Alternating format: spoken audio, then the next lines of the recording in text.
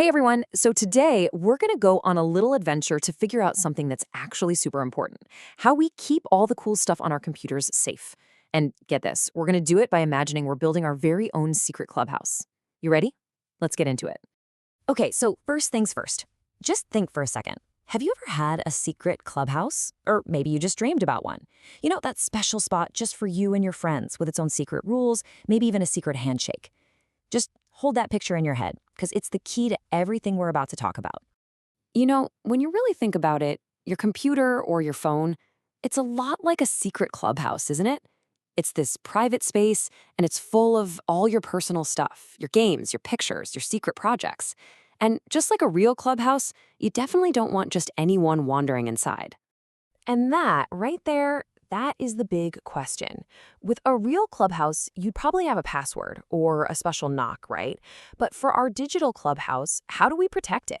How do we make absolutely sure that only the right friends can get in and that, they actually play by the rules once they're inside? Well, this is where our very first big idea comes into play. We're just going to call it the secret handshake. This is all about proving you're actually a friend before you even get to touch the doorknob. So the official fancy name for this is authentication. And really, it's just what it sounds like. It's how you prove that you are who you say you are. In our Clubhouse world, it's the secret handshake. In the digital world, well, that's your password, your fingerprint, or maybe that special code they sent to your phone. It is always step one, proving you're you. And the process, when you look at it this way, is actually pretty simple.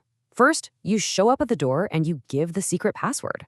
Then, the system, our doorkeeper, it checks its list to see if your password is the right one, and if it matches, click, the door swings open. You're authenticated. You're in. Okay, now this slide is really important because it separates two huge ideas. So getting past the door, proving who you are, that's authentication. But that's only half the story. Once you're inside, a whole different set of rules kicks in to decide what you're allowed to do. That second part is called authorization. And here's the key. You always have to do the secret handshake first. Authentication always comes before authorization. All right, so you've proven you're a friend and you're inside the clubhouse. Awesome. But does that mean you can just do anything you want? Not exactly.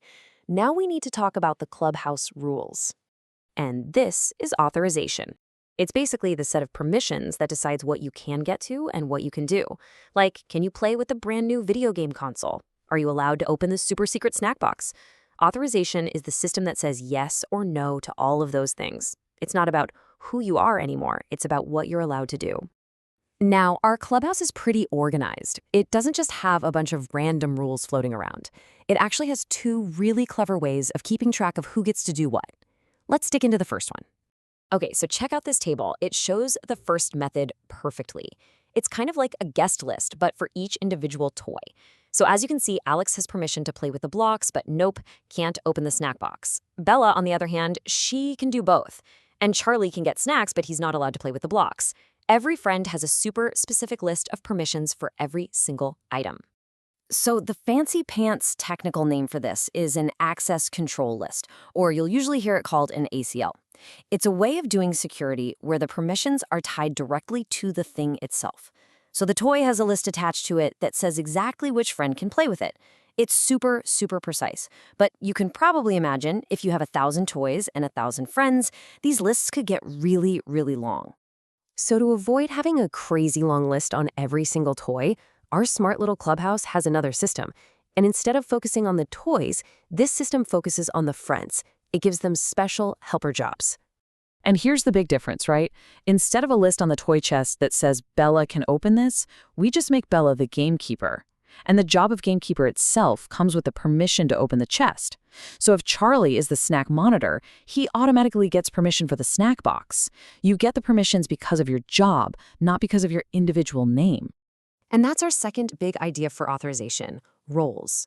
In the tech world, this is called role-based access control, or RBAC. And it is a hugely popular way to handle this stuff, mostly because it's just so much simpler to manage, especially in a giant clubhouse with hundreds of friends.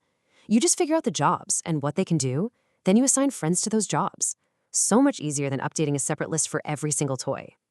Okay, so we've got our secret handshake to get in the door, and we've got our clubhouse rules for what to do once we're inside. But why do we go through all this trouble? Let's kind of bring it all together. You know, The whole point of all this, authentication and authorization, it isn't to be difficult or mean.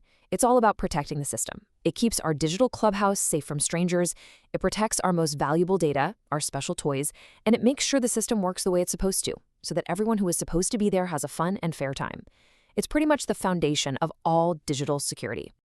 And that brings us to the end of our Clubhouse adventure. From a simple secret handshake to these cool helper jobs, we've kind of seen how these basic ideas help protect our digital worlds.